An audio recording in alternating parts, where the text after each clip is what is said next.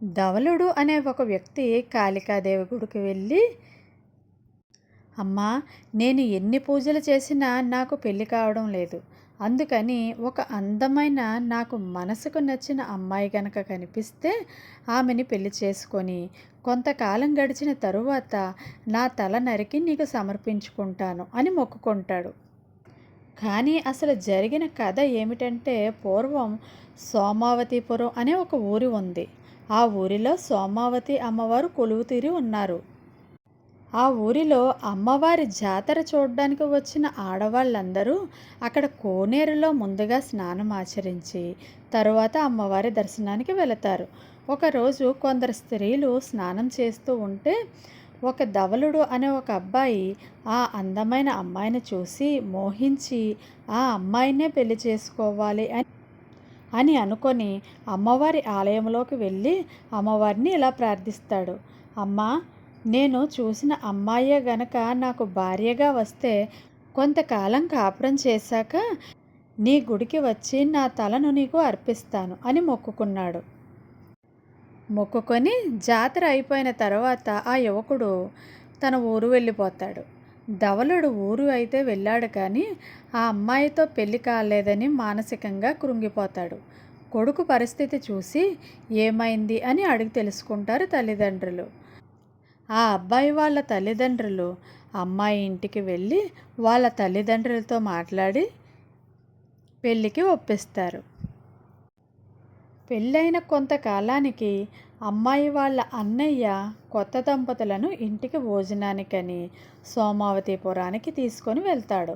సోమావతిపురానికి వెళ్ళగానే ధవలుడికి అమ్మవారికి చేసిన ప్రమాణం గుర్తుకు వస్తుంది. వెంటనే ధవలుడు భార్యకు కానీ బావమరిదికి కానీ చెప్పకుండా అమ్మవారి గుడికి వెళ్ళి శిరస్త్రానం చేసుకుంటాడు.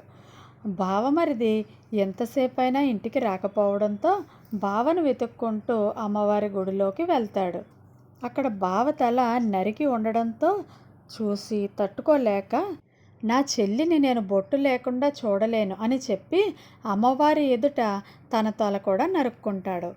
బావమరుదులు ఇంతకీ రాకపోయేసరికి భార్య కూడా గుడివైపుగా వెళ్తుంది. భర్తను అన్నను అలా చూసి, వీరిద్దరూ లేకపోతే నేను బ్రతకడం ఎందుకు అని ఆ మహా ఇల్లాలు తన తల కూడా అదే కత్తితో నరుక్కోవడానికని చూస్తుంది. ఇంతలో అమ్మవారు ప్రత్యక్షమై, మీ అందరి అపారమైన భక్తికి నేను మెచ్చాను. మీ భర్త అన్న తలలు ఎవరివి వారి మొండానికి కలుపు, వాళ్ళకి నేను ప్రాణం పోసి పునర్జన్మ ప్రసాదిస్తాను అని సోమావతి అమ్మవారు వరాన్ని ప్రసాదించారు.